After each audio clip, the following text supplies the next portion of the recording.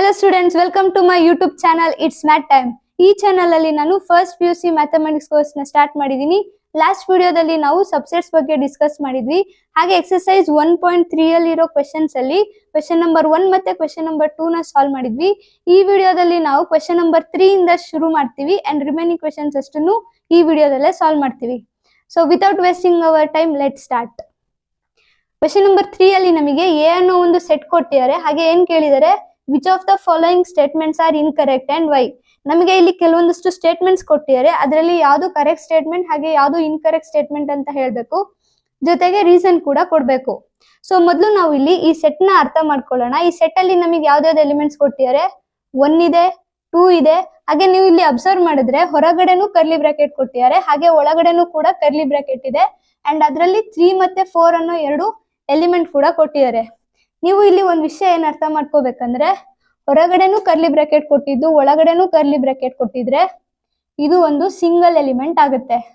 ಇನ್ನೊಂದ್ಸಲ ಹೇಳ್ತೀನಿ, ಇಲ್ಲಿ ಕರ್ಲಿ ಬ್ರಾಕೆಟ್ ಅಲ್ಲಿ ಏನಿದೆ ಇದಿಷ್ಟು ಒಂದು ಸಿಂಗಲ್ ಎಲಿಮೆಂಟ್ ಆಗುತ್ತೆ. ಅರ್ಥ ಆಗ್ತಿದ್ಯಾ? ಹಾಗಾದ್ರೆ ನಾವು ಫಸ್ಟ್ ಪಾರ್ಟ್ ಏನ್ ಕೊಟ್ಟಿದ್ದಾರೆ ನೋಡೋಣ. ಫಸ್ಟ್ ಪಾರ್ಟ್ ಅಲ್ಲಿ 3,4 is a subset of A ಅಂತ ಕೊಟ್ಟಿದ್ದಾರೆ.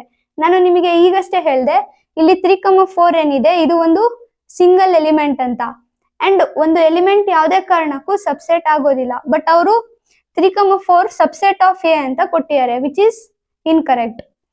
ಸೊ ಇಲ್ಲಿ ಏನ್ ಬರೆಯೋಣ, ಇನ್ಕರೆಕ್ಟ್.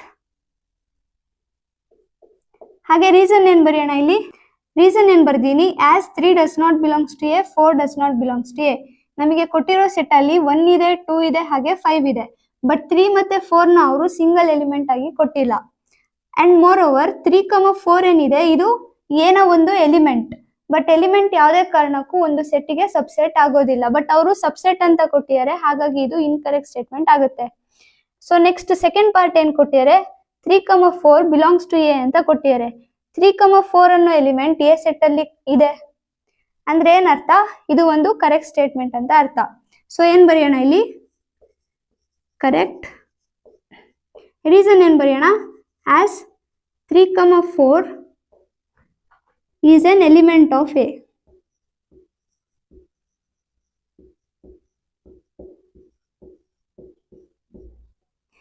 (3,4) ಅನ್ನೋ ಎಲಿಮೆಂಟ್ ಎ ಸೆಟ್ ಅಲ್ಲಿ ಇದೆ, ಹಾಗಾಗಿ ಅವರು ಕೊಟ್ಟಿರೋ ಸ್ಟೇಟ್ಮೆಂಟ್ ಕರೆಕ್ಟ್ ಸ್ಟೇಟ್ಮೆಂಟ್ ಆಗುತ್ತೆ. ಸೊ ನೆಕ್ಸ್ಟ್ ಥರ್ಡ್ ಸ್ಟೇಟ್ಮೆಂಟ್ ಏನ್ ಕೊಟ್ಟಿದ್ದಾರೆ, ನೀವು ಇಲ್ಲಿ ಅಬ್ಸರ್ವ್ ಮಾಡಿ ನೋಡಿದ್ರೆ 3,4 ಹೊರಗಡೆ ಒಂದು ಕರ್ಲಿ ಬ್ರಾಕೆಟ್ ಇದೆ. ಅಂದ್ರೆ ಏನರ್ಥ, 3,4 ಅನ್ನೋದು ಸಿಂಗಲ್ ಎಲಿಮೆಂಟ್ ಅಂತ ಅರ್ಥ. ಅಂಡ್ ಅದ್ರ ಹೊರಗಡೆ ಇನ್ನೊಂದು ಕರ್ಲಿ ಬ್ರಾಕೆಟ್ ಕೊಟ್ಟಿದ್ದಾರೆ. ಸೊ ಏನಾಯ್ತು, ಇದು ಒಂದು ಸೆಟ್ ಆಯ್ತು. ಅಂಡ್ ಅವ್ರು ಏನ್ ಕೊಟ್ಟಿದ್ದಾರೆ, ಈ ಸೆಟ್ ಹೇಗೆ ಸಬ್ಸೆಟ್ ಆಗುತ್ತೆ ಅಂತ ಕೊಟ್ಟಿದ್ದಾರೆ. ಹೌದಾ, ಕರೆಕ್ಟ್. ಅದು ಇಲ್ಲಿ ನೋಡಿ, ಈ ಸೆಟ್ ಅಲ್ಲಿ ಇರೋ ಒಂದೇ ಒಂದು ಎಲಿಮೆಂಟ್ ಎ ಸೆಟ್ ಅಲ್ಲೂ ಕೂಡ ಇದೆ. ಸೊ ಏನಾಯ್ತು, ಇದು ಒಂದು ಸಬ್ಸೆಟ್ ಆಗುತ್ತೆ. ಸೊ ಇದು ಕರೆಕ್ಟ್ ಸ್ಟೇಟ್ಮೆಂಟ್ ಆಯ್ತು. ಸೊ ಅದನ್ನ ಇಲ್ಲಿ ಬರೆಯೋಣ, correct as 3,4 belongs to A. 3,4 ಈ ಸೆಟ್ ಅಲ್ಲೂ ಇದೆ, ಹಾಗೆ ಎ ಸೆಟ್ ಅಲ್ಲೂ ಇದೆ, ಹಾಗಾಗಿ ಇದು ಒಂದು ಸಬ್ಸೆಟ್ ಆಗುತ್ತೆ. ಅದೇ ರೀತಿ ನೆಕ್ಸ್ಟ್ ಫೋರ್ತ್ ಪಾರ್ಟ್ ಅಲ್ಲಿ ಏನ್ ಕೊಟ್ಟಿದ್ದಾರೆ, 1 ಬಿಲಾಂಗ್ಸ್ ಟು ಎ ಅಂತ ಕೊಟ್ಟಿದ್ದಾರೆ. 1 ಎ ಸೆಟ್ ಅಲ್ಲಿ ಇದೆಯಾ? ಹೌದು, ಇಲ್ಲಿ ಇದೆ. ಅಂದ್ರೆ ಅವರು ಕೊಟ್ಟಿರೋದು ಒಂದು ಕರೆಕ್ಟ್ ಸ್ಟೇಟ್ಮೆಂಟ್. ಸೊ ಇಲ್ಲೇನ್ ಬರೆಯೋಣ, correct as 1 is an element of A.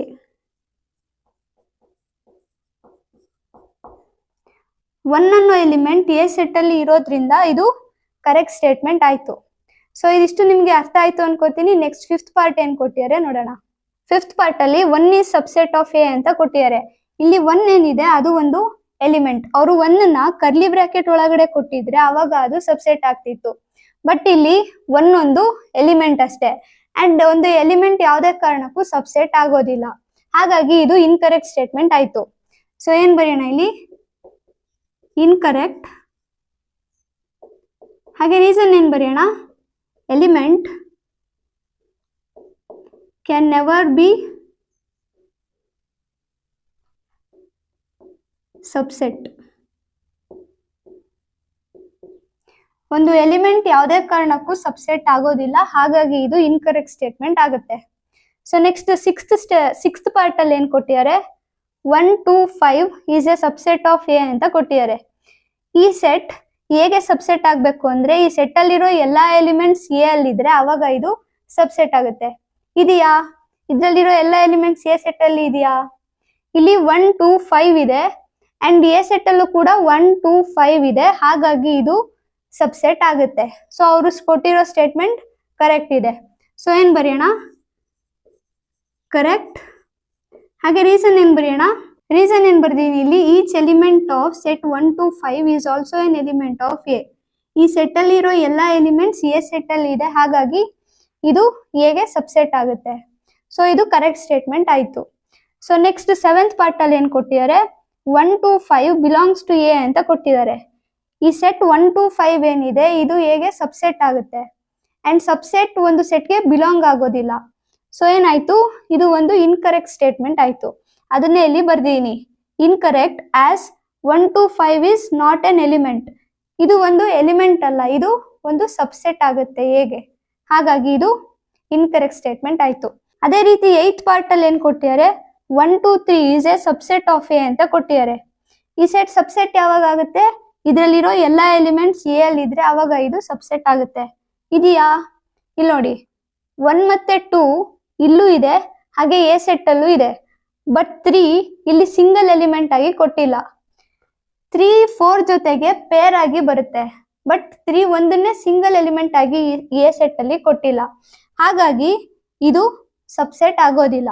So ಏನಾಯ್ತು, ಇದು ಇನ್ಕರೆಕ್ಟ್ ಸ್ಟೇಟ್ಮೆಂಟ್ ಆಯ್ತು. ಅದನ್ನ ಇಲ್ಲಿ ಬರ್ದೀನಿ, incorrect as 3 belongs to set 1 to 3 but 3 does not belongs to A. 3 ಅನ್ನೋದು ಈ ಸೆಟ್ ಅಲ್ಲಿ ಇದೆ, ಬಟ್ ಎ ಸೆಟ್ ಅಲ್ಲಿ ಇಲ್ಲ, ಹಾಗಾಗಿ ಇದು ಇನ್ಕರೆಕ್ಟ್ ಸ್ಟೇಟ್ಮೆಂಟ್ ಆಯ್ತು. ಸೊ ಇದಿಷ್ಟು ಅರ್ಥ ಆಯ್ತಾ ನಿಮ್ಗೆ? ನೆಕ್ಸ್ಟ್ 9th ಪಾರ್ಟ್ ಏನ್ ಕೊಟ್ಟಿದ್ದಾರೆ ನೋಡೋಣ.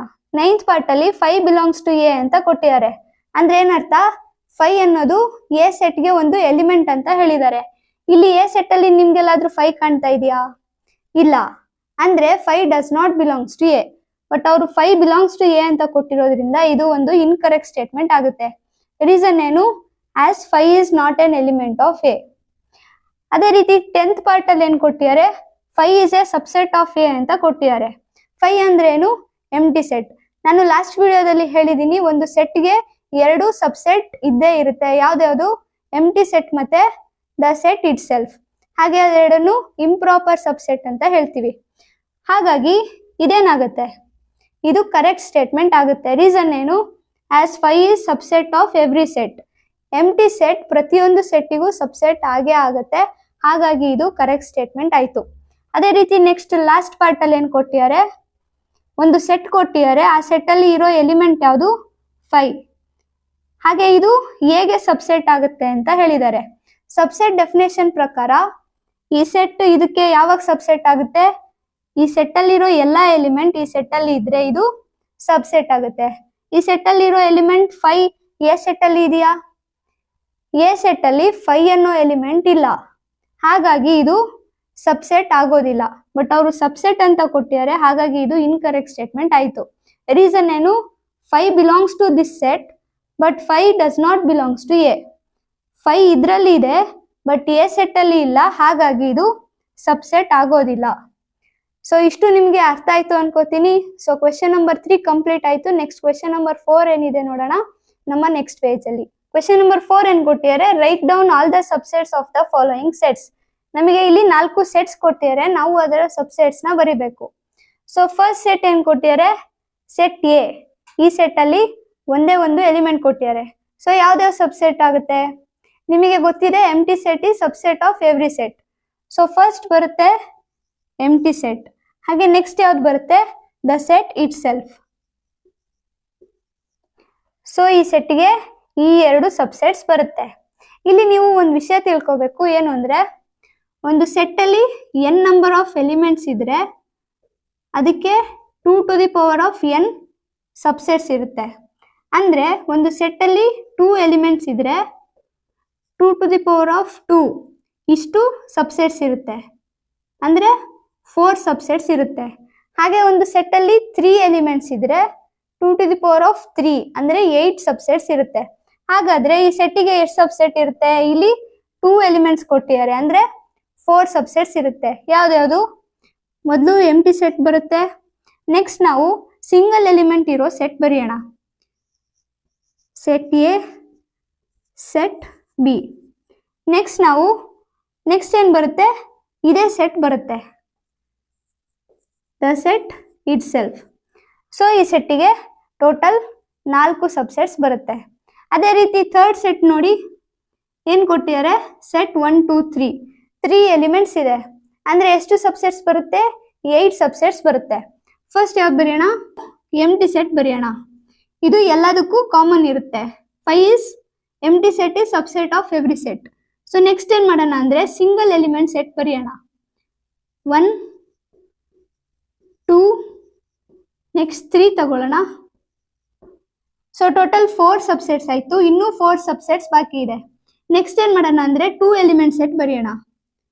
1 2 ನೆಕ್ಸ್ಟ್ 1 ತಗೊಳ್ಳೋಣ ಮತ್ತೆ 3 ತಗೊಳ್ಳೋಣ. ನೆಕ್ಸ್ಟ್ 2 ಮತ್ತೆ 3 ನ ಪೇರ್ ಮಾಡೋಣ. ಸೊ ಟೋಟಲ್ 7 ಸಬ್ಸೆಟ್ಸ್ ಆಯ್ತು. ಇನ್ನೊಂದು ಯಾವ್ದು ಉಳಿತು? The set it self.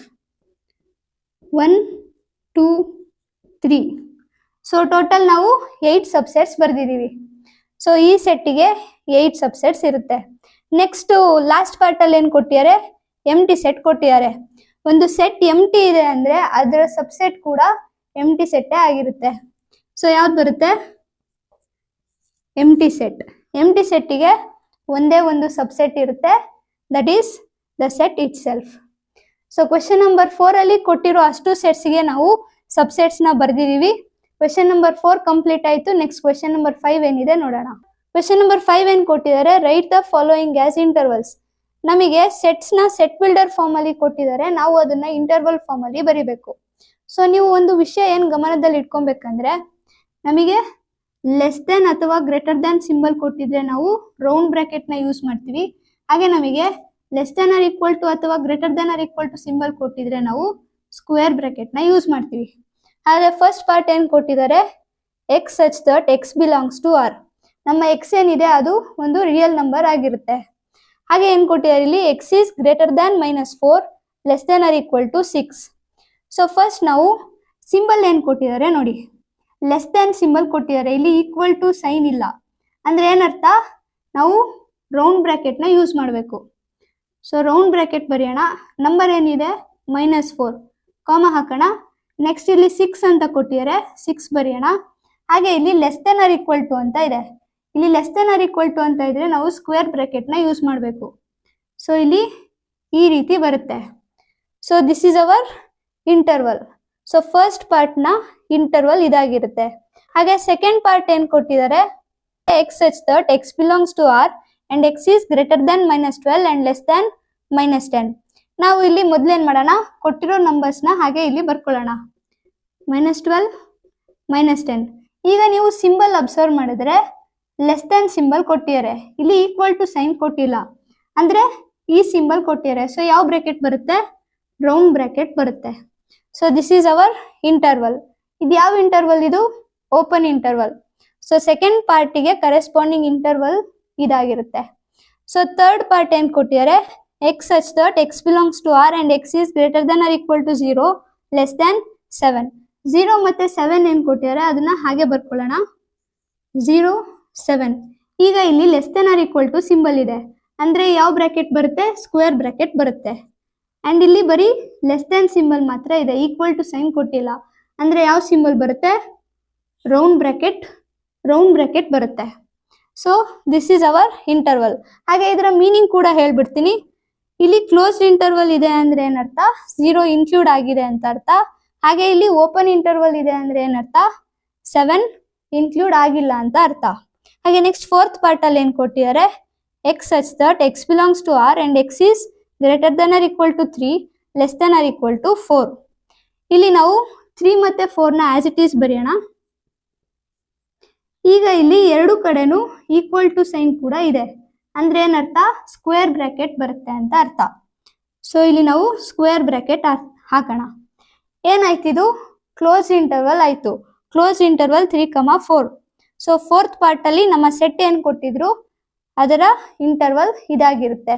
So question number 5 ಅಲ್ಲಿ ನಮಗೆ ಸೆಟ್ಸ್ ನ ಸೆಟ್ ಬಿಲ್ಡರ್ ಫಾರ್ಮ್ ಅಲ್ಲಿ ಕೊಟ್ಟಿದ್ರು, ನಾವು ಅದನ್ನ ಇಂಟರ್ವಲ್ ಆಗಿ ಬರ್ದಿದೀವಿ. ಸೊ ಕ್ವೆಶ್ಚನ್ ನಂಬರ್ 5 ಕಂಪ್ಲೀಟ್ ಆಯ್ತು. ನೆಕ್ಸ್ಟ್ ಕ್ವೆಶ್ಚನ್ ನಂಬರ್ 6 ಏನಿದೆ ನೋಡೋಣ. ಕ್ವೆಶ್ಚನ್ ನಂಬರ್ 6 ಅಲ್ಲಿ ನಮಗೆ write the following intervals in set builder form ಅಂತ ಕೊಟ್ಟಿದ್ದಾರೆ. ಅಂದ್ರೆ ನಮಗೆ ಇಲ್ಲಿ ಇಂಟರ್ವಲ್ಸ್ ಕೊಟ್ಟಿದ್ದಾರೆ, ನಾವು ಅದನ್ನ ಸೆಟ್ ಬಿಲ್ಡರ್ ಫಾರ್ಮ್ ಅಲ್ಲಿ ಬರಿಬೇಕು. ಇಲ್ಲಿ ನೋಡಿ, ನಮಗೆ ರೌಂಡ್ ಬ್ರಾಕೆಟ್ ಕೊಟ್ಟಿದ್ರೆ ನಾವು ಲೆಸ್ ದೆನ್ ಅಥವಾ ಗ್ರೇಟರ್ ದೆನ್ ಸಿಂಬಲ್ ನ ಯೂಸ್ ಮಾಡ್ತೀವಿ. ಹಾಗೆ ನಮಗೆ ಸ್ಕ್ವೇರ್ ಬ್ರಾಕೆಟ್ ಕೊಟ್ಟಿದ್ರೆ less than or equal to ಅಥವಾ greater than or equal to symbol ನ ಯೂಸ್ ಮಾಡ್ತೀವಿ. ಸೊ ಫಸ್ಟ್ ಇಂಟರ್ವಲ್ ಏನ್ ಕೊಟ್ಟಿದ್ದಾರೆ, ನಮಗೆ ಓಪನ್ ಇಂಟರ್ವಲ್ -3, 0 ಅಂತ ಕೊಟ್ಟಿದ್ದಾರೆ. ಸೊ ಇದನ್ನ ಸೆಟ್ ಬಿಲ್ಡರ್ ಫಾರ್ಮ್ ಅಲ್ಲಿ ಹೇಗೆ ಬರೆಯೋದು? ಮೊದಲು ನಾವು x such that x belongs to r ಅಂತ ಬರೆಯೋಣ. ಅಂದ್ರೆ ಏನರ್ಥ? ನಮ್ಮ x ರಿಯಲ್ ನಂಬರ್ ಸೆಟ್ಟಿಗೆ ಬಿಲಾಂಗ್ ಆಗುತ್ತೆ ಅಂತ ಅರ್ಥ. ಹಾಗೇನೆ x ಏನಾಗಿರುತ್ತೆ, ಮೊದಲು ನಾವು ನಂಬರ್ಸ್ನ ಹಾಗೆ ಬರ್ಕೊಳ್ಳೋಣ. -3, 0. ಈಗ ನಾವು ಸಿಂಬಲ್ಸ್ ಯಾವ್ದು ಬರುತ್ತೆ ಅಂತ ಬರೆಯೋಣ. ಇಲ್ಲಿ ರೌಂಡ್ ಬ್ರಾಕೆಟ್ ಇದೆ. ರೌಂಡ್ ಬ್ರಾಕೆಟ್ ಇದ್ರೆ ನಾವು ಲೆಸ್ ದೆನ್ ಅಥವಾ ಗ್ರೇಟರ್ ದೆನ್ ಸಿಂಬಲ್ ನ ಯೂಸ್ ಮಾಡ್ತೀವಿ. ಅಂದ್ರೆ ಈಕ್ವಲ್ ಟು ಸೈನ್ ಬರೋದಿಲ್ಲ, ಈ ರೀತಿ ಈಕ್ವಲ್ ಟು ಸೈನ್ ಬರೋದಿಲ್ಲ. ಸೊ ಇಲ್ಲಿ ರೌಂಡ್ ಬ್ರಾಕೆಟ್ ಇದೆ ಅಂದ್ರೆ ಇಲ್ಲಿ ಗ್ರೇಟರ್ ದ್ಯಾನ್ ಸಿಂಬಲ್ ಬರುತ್ತೆ. ಅಂಡ್ ಇಲ್ಲೂ ಕೂಡ ರೌಂಡ್ ಬ್ರಾಕೆಟ್ ಇದೆ, ಹಾಗಾಗಿ ಇಲ್ಲಿ ಲೆಸ್ ದ್ಯಾನ್ ಸಿಂಬಲ್ ಬರುತ್ತೆ. ಅಂದ್ರೆ ಏನಾಯ್ತು, x is greater than -3 less than 0 ಅಂತ ಆಯ್ತು. So this is our set builder form. ಅದೇ ರೀತಿ ಸೆಕೆಂಡ್ ಪಾರ್ಟ್ ಏನ್ ಕೊಟ್ಟಿದ್ದಾರೆ, ಕ್ಲೋಸ್ಡ್ ಇಂಟರ್ವಲ್ 6, 12 ಅಂತ ಕೊಟ್ಟಿದ್ದಾರೆ. ಇದನ್ನ ಸೆಟ್ ಬಿಲ್ಡರ್ ಫಾರ್ಮ್ ಅಲ್ಲಿ ಹೇಗೆ ಬರೆಯೋದು? X such that x belongs to R. ಹಾಗೇನೆ ಇಲ್ಲಿ ನಂಬರ್ಸ್ ಬರೆಯೋಣ. 6 ಸ್ಪೇಸ್ ಬಿಟ್ಟು ಇಲ್ಲಿ 12 ಬರೆಯೋಣ. ಸಿಂಬಲ್ ಯಾವ್ದು ಬರುತ್ತೆ? ಇಲ್ಲಿ ಸ್ಕ್ವೇರ್ ಬ್ರಾಕೆಟ್ ಕೊಟ್ಟಿದ್ದಾರೆ, ಅಂದ್ರೆ ಈ ಸಿಂಬಲ್ಸ್ ಬರುತ್ತೆ. ಏನಾಯ್ತು, x is greater than or equal to 6, ಹಾಗೇನೆ less than or equal to 12. ಈ ರೀತಿ ನಾವು ಬರಿತೀವಿ. ಎಕ್ಸ್ ಏನಿದೆ ಅದು 6ಗೆ ಈಕ್ವಲ್ ಆಗಿರುತ್ತೆ, ಹಾಗೆ 6ಗಿಂತ ಜಾಸ್ತಿ ಇರುತ್ತೆ, ಹಾಗೆ 12ಗೆ ಈಕ್ವಲ್ ಆಗಿರುತ್ತೆ, ಹಾಗೆ 12ಗಿಂತ ಕಡಿಮೆ ಇರುತ್ತೆ. So this is our set builder form. ಹಾಗೇನೆ ಥರ್ಡ್ ಪಾರ್ಟ್ ಅಲ್ಲಿ ಏನ್ ಕೊಟ್ಟಿದ್ದಾರೆ, semi open or semi closed interval ಕೊಟ್ಟಿದ್ದಾರೆ. ಸೊ ಇದನ್ನ ಸೆಟ್ ಬಿಲ್ಡರ್ ಫಾರ್ಮ್ ಅಲ್ಲಿ ಹೇಗೆ ಬರೆಯೋದು? X such that x belongs to R. Numbers ಹಾಗೆ ಬರ್ಕೊಳ್ಳೋಣ. 6, 12. ಈಗ ನಾವು ಸಿಂಬಲ್ಸ್ ಯಾವ್ದು ಬರುತ್ತೆ ನೋಡೋಣ. ಇಲ್ಲಿ ರೌಂಡ್ ಬ್ರಾಕೆಟ್ ಇದೆ, ಸೊ ಈ ಸಿಂಬಲ್ ನ ನಾವು ಯೂಸ್ ಮಾಡ್ತೀವಿ. ಇಲ್ಲಿ ಏನ್ ಬರುತ್ತೆ, ಎಕ್ಸ್ ಗ್ರೇಟರ್ ದ್ಯಾನ್ 6 ಬರುತ್ತೆ. ಹಾಗೆ ಇಲ್ಲಿ ಸ್ಕ್ವೇರ್ ಬ್ರಾಕೆಟ್ ಇರೋದ್ರಿಂದ less than or equal to 12. ಈ ರೀತಿ ನಾವು ಬರಿತೀವಿ. ಇಲ್ಲಿ ಈಕ್ವಲ್ಸ್ ಟು ಸೈನ್ ಬರೋದಿಲ್ಲ. ಸೊ ಇದು ಈ ಇಂಟರ್ವಲ್ ನ ಸೆಟ್ ಬಿಲ್ಡರ್ ಫಾರ್ಮ್ ಆಗುತ್ತೆ. ಅದೇ ರೀತಿ ಲಾಸ್ಟ್ ಪಾರ್ಟ್ ಏನ್ ಕೊಟ್ಟಿದ್ದಾರೆ, ಇಲ್ಲಿ ಕ್ಲೋಸ್ಡ್ ಇಂಟರ್ವಲ್ ಇದೆ, ಇಲ್ಲಿ ಓಪನ್ ಇಂಟರ್ವಲ್ ಇದೆ. ಹಾಗಾದ್ರೆ ಇದರ ಸೆಟ್ ಬಿಲ್ಡರ್ ಫಾರ್ಮ್ ಏನಾಗುತ್ತೆ, x such that x belongs to R. Numbers ಹಾಗೆ ಬರ್ಕೊಳ್ಳೋಣ. -23, ಹಾಗೆ ಸ್ಪೇಸ್ ಬಿಟ್ಟು 5 ಬರೆಯೋಣ. ಈಗ ಸಿಂಬಲ್ಸ್ ಯಾವ್ದು ಬರುತ್ತೆ ನೋಡೋಣ. ಇಲ್ಲಿ ಸ್ಕ್ವೇರ್ ಬ್ರಾಕೆಟ್ ಇದೆ, ಹಾಗಾಗಿ ಈ ತರ ಸಿಂಬಲ್ ಬರುತ್ತೆ. X is greater than or equal to -23, ಹಾಗೆ ಅಲ್ಲಿ ರೌಂಡ್ ಬ್ರಾಕೆಟ್ ಇದೆ. ಸೊ ಈ ರೀತಿ ಬರಿತೀವಿ. So x is less than 5 ಆಗುತ್ತೆ. ಇಲ್ಲಿ x is greater than or equal to -23 and less than 5. ಈ ರೀತಿ ನಾವು ಬರಿತೀವಿ. ಸೊ ಈ ಇಂಟರ್ವಲ್ ನ ಸೆಟ್ ಬಿಲ್ಡರ್ ಫಾರ್ಮ್ ಈ ರೀತಿ ಬರುತ್ತೆ. ಸೊ ಕ್ವೆಶ್ಚನ್ ನಂಬರ್ 4 ಎಲ್ರಿಗೂ ಅರ್ಥ ಆಯ್ತು ಕ್ವೆಶ್ಚನ್ ನಂಬರ್ 6 ಎಲ್ರಿಗೂ ಅರ್ಥ ಆಯ್ತು ಅನ್ಕೋತೀನಿ. ನೆಕ್ಸ್ಟ್ ಕ್ವೆಶ್ಚನ್ ನಂಬರ್ 7 ಏನಿದೆ ನೋಡೋಣ ನೆಕ್ಸ್ಟ್ ಪೇಜ್ ಅಲ್ಲಿ. ಕ್ವೆಶ್ಚನ್ ನಂಬರ್ 7 ಏನ್ ಕೊಟ್ಟಿದ್ದಾರೆ, what universal set would you propose for each of the following. ನಮಗೆ 2 ಸೆಟ್ ಕೊಟ್ಟಿದ್ದಾರೆ, ನಾವು ಅದಕ್ಕೆ ಯೂನಿವರ್ಸಲ್ ಸೆಟ್ ಯಾವ್ದಾಗಿರುತ್ತೆ ಅಂತ ಬರಿಬೇಕು. ಸೊ ಫಸ್ಟ್ ಪಾರ್ಟ್ ಏನ್ ಕೊಟ್ಟಿದ್ದಾರೆ, the set of right triangles. Right triangles ಅಂದ್ರೆ ಯಾವುದು, ಯಾವ ಟ್ರಯಾಂಗಲ್ ಅಲ್ಲಿ ರೈಟ್ ಆಂಗಲ್ ಇರುತ್ತೋ ಅಥವಾ 90 ಡಿಗ್ರಿ ಆಂಗಲ್ ಇರುತ್ತೆ, ಅದು ರೈಟ್ ಟ್ರಯಾಂಗಲ್ ಆಗಿರುತ್ತೆ. ಈ ರೈಟ್ ಟ್ರಯಾಂಗಲ್ ಏನಿದೆ ಇದು ಕೂಡ ಎಲ್ಲ ಟ್ರಯಾಂಗಲ್ ಕಲೆಕ್ಷನ್ ಅಲ್ಲೇ ಬರುತ್ತೆ. ಹಾಗಾದ್ರೆ ಇದರ ಯೂನಿವರ್ಸಲ್ ಸೆಟ್ ಯಾವ್ದಾಗುತ್ತೆ, the set of all triangles.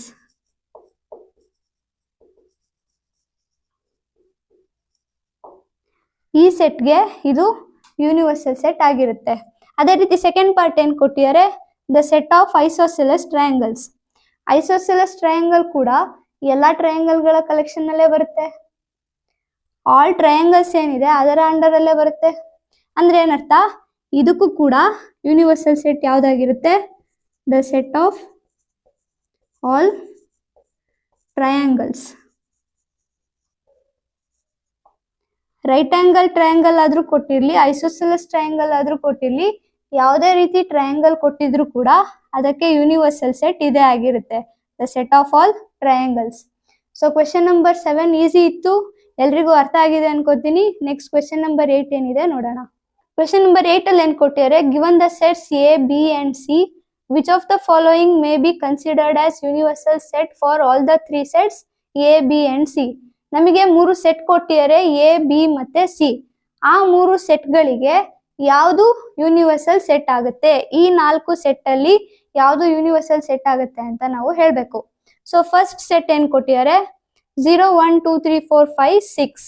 ಈ ಸೆಟ್ ಏನಿದೆ ಇದು ಯೂನಿವರ್ಸಲ್ ಸೆಟ್ ಆಗುತ್ತಾ, ಎ ಬಿ ಮತ್ತೆ ಸಿ ಗೆ? ಚೆಕ್ ಮಾಡೋಣ. ಎ ಅಲ್ಲಿ ಏನ್ ಎಲಿಮೆಂಟ್ಸ್ ಕೊಟ್ಟಿದ್ದಾರೆ, 1 3 5 ಕೊಟ್ಟಿದ್ದಾರೆ, 1 3 5 ಇಲ್ಲೂ ಕೂಡ ಇದೆ. ಹಾಗೆ ಬಿ ಸೆಟ್ ಅಲ್ಲಿ 2 4 6 ಕೊಟ್ಟಿದ್ದಾರೆ, ಇಲ್ಲೂ ಕೂಡ 2 4 6 ಇದೆ. ಹಾಗೆ ಸಿ ಸೆಟ್ ಅಲ್ಲಿ 0 2 4 6 8 ಕೊಟ್ಟಿದ್ದಾರೆ, ಇಲ್ಲೂ ಕೂಡ 0 ಇದೆ, 2 ಇದೆ, 4 ಇದೆ, 6 ಇದೆ. ಅಂಡ್ ಲಾಸ್ಟ್ ಅಲ್ಲಿ ಇಲ್ಲಿ 8 ಇದೆ, ಬಟ್ ಈ ಸೆಟ್ ಅಲ್ಲಿ 8 ಇಲ್ಲ. ಅಂದ್ರೆ ಏನರ್ಥ, ಇದು ಒಂದು ಯೂನಿವರ್ಸಲ್ ಸೆಟ್ ಆಗೋದಿಲ್ಲ, ಒಂದು ಎಲಿಮೆಂಟ್ ಕೂಡ ಮಿಸ್ ಆಗೋ ಹೋಗಿಲ್ಲ.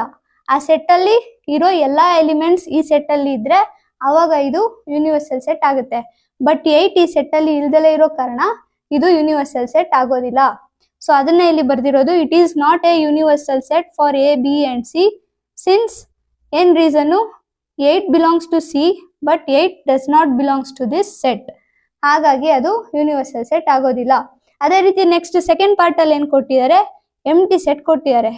ಎಂಟಿ ಸೆಟ್ ಯೂನಿವರ್ಸಲ್ ಸೆಟ್ ಆಗುತ್ತಾ, ಎಂಟಿ ಸೆಟ್ ಅಲ್ಲಿ ಯಾವ್ದು ಎಲಿಮೆಂಟ್ ಇರೋದೇ ಇಲ್ಲ. ಇಲ್ಲಿ ಎ ಸೆಟ್ ಅಲ್ಲಿ ಬಿ ಸೆಟ್ ಅಲ್ಲಿ ಮತ್ತೆ ಸಿ ಸೆಟ್ ಅಲ್ಲಿ ಏನಿದಿಷ್ಟು ಎಲಿಮೆಂಟ್ಸ್ ಕೊಟ್ಟಿದ್ದಾರೆ, ಅದಷ್ಟಲ್ಲಿ ಯಾವುದೇ ಎಲಿಮೆಂಟ್ ಕೂಡ ಈ ಸೆಟ್ ಅಲ್ಲಿ ಇರೋದಿಲ್ಲ. ಹಾಗಾಗಿ ಇದು ಯೂನಿವರ್ಸಲ್ ಸೆಟ್ ಆಗೋದಿಲ್ಲ. ಸೊ ಏನಂತ ಬರ್ದೀನಿ ಇಲ್ಲಿ, it is not a universal set for A B and C as it does not contain any element. Next third part ಅಲ್ಲಿ ಏನ್ ಕೊಟ್ಟಿದ್ದಾರೆ, 0 ಇಂದ 10 ವರೆಗೂ ಕೊಟ್ಟಿದ್ದಾರೆ. ಈ ಸೆಟ್ ಯೂನಿವರ್ಸಲ್ ಸೆಟ್ ಆಗುತ್ತಾ, ಚೆಕ್ ಮಾಡೋಣ. ಇಲ್ಲಿ ಎ ಸೆಟ್ ಅಲ್ಲಿ 1 3 5 ಕೊಟ್ಟಿದ್ದಾರೆ, ಇಲ್ಲೂ ಕೂಡ 1 3 5 ಇದೆ. ಹಾಗೆ ಬಿ ಸೆಟ್ ಅಲ್ಲಿ 2 4 6 ಕೊಟ್ಟಿದ್ದಾರೆ, ಇಲ್ಲೂ ಕೂಡ 2 ಇದೆ, 4 ಇದೆ, 6 ಇದೆ. ಹಾಗೆ ಸಿ ಸೆಟ್ ಅಲ್ಲಿ 0 2 4 6 8 ಕೊಟ್ಟಿದ್ದಾರೆ. ಹಾಗೆ ಇಲ್ಲೂ ಕೂಡ 0 ಇದೆ, 2 ಇದೆ, 4 ಇದೆ, 6 ಇದೆ, 8 ಕೂಡ ಇದೆ. ಅಂದ್ರೆ ನಮಗೆ ಕೊಟ್ಟಿರೋ ಸೆಟ್ ಅಲ್ಲಿರೋ ಎಲ್ಲಾ ಎಲಿಮೆಂಟ್ ಕೂಡ ಈ ಸೆಟ್ ಅಲ್ಲಿ ಇದೆ. ಹಾಗಾಗಿ ಇದು ಒಂದು ಯೂನಿವರ್ಸಲ್ ಸೆಟ್ ಆಗುತ್ತೆ. ಏನ್ ಬರ್ದಿದ್ದೀನಿ ಇಲ್ಲಿ, it is A universal set for A B and C as all elements of A B and C are present in this set.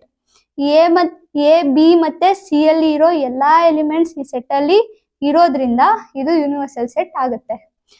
So next fourth part ಅಲ್ಲಿ ಏನ್ ಕೊಟ್ಟಿದ್ದಾರೆ, 1 ಇಂದ 8 ವರೆಗೂ ಕೊಟ್ಟಿದ್ದಾರೆ. ಇದು ಯೂನಿವರ್ಸಲ್ ಸೆಟ್ ಆಗುತ್ತಾ, ಇಲ್ಲಿ ನೋಡಿ. ಎ ಸೆಟ್ ಅಲ್ಲಿ 1 3 5 ಇದೆ, ಇಲ್ಲೂ ಕೂಡ ಇದೆ. ಬಿ ಸೆಟ್ ಅಲ್ಲಿ 2 4 6 ಇದೆ, ಇಲ್ಲೂ ಕೂಡ ಇದೆ.